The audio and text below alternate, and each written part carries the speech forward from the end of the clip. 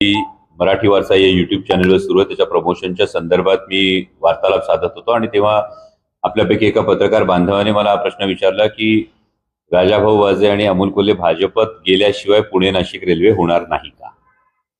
त्यामुळे पुणे नाशिक रेल्वेच्या संदर्भात ही सातत्यानं मागणी आहे. संगमनेरची मागणी आहे, अकोल्याची मागणी आहे, जुन्नरकरांची मागणी आहे, मनसरची मागणी आहे, खेडची मागणी आहे की जी ओरिजिनल अलाइनमेंट होती यावर पुणे नाशिक रेल्वे व्हावी. तरी त्या पत्रकार बांधवाने हा प्रश्न विचारला की तुम्ही भाजपत गेल्याशिवाय ही रेल्वे होणार नाही का? यावर माझा प्रतिप्रश्न त्यांना असा होता की अशी काही ऑफर आहे का?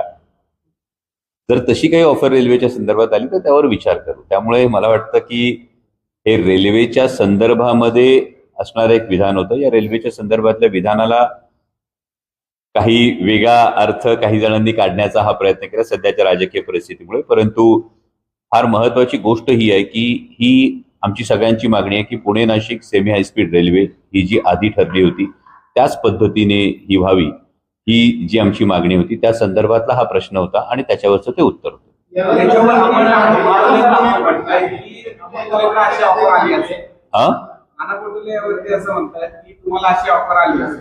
अजून नाना भाऊंचं माझं काय बोलणं झालेलं नाहीये, पण त्या पत्रकार बांधवांनी जो प्रश्न विचारला त्यालाच माझा प्रतिप्रश्न होता की अशी काय आहे का ऑफर? रेल्वे होणार म्हणजे दुर्दैवानं काय परिस्थिती आहे की जर अशी गोष्ट झाली तर लोकांच्या हिताचं काय आहे, लोकांची मागणी काय आहे?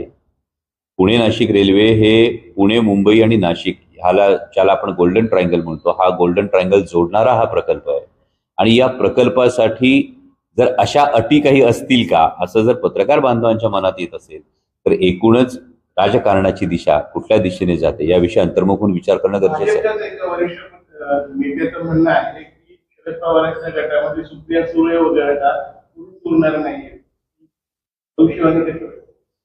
मला वाटतं कधी कधी काही लोक दिवसा स्वप्न बघतात त्यातला हा प्रकार असेल. कारण राष्ट्रवादी काँग्रेस शरदचंद्र पवार पक्ष हा एकत्रच आहे, एकत्रच राहील.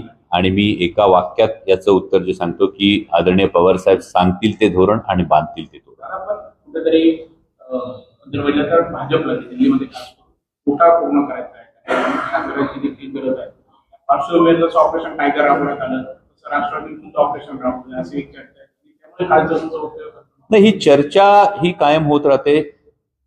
पण वस्तुस्थिती जर बघितली तर आमच्या लोकसभेतल्या गटनेत्या आदरणीय सुप्रियाताई सुळे यांच्या नेतृत्वाखाली आमचे 8ही खासदार आम्ही ठामपणे एकत्र आहोत. आदरणीय पवार साहेबांच्या नेतृत्वाखाली, सुप्रियाताईंच्या नेतृत्वाखाली आम्ही ठामपणे एकत्र आहोत. आणि त्यामुळे अशा पद्धतीच्या कुठल्याही चर्चा वावड्या जेव्हा काही उठतात त्याकडे आम्ही फारसं लक्ष देतो.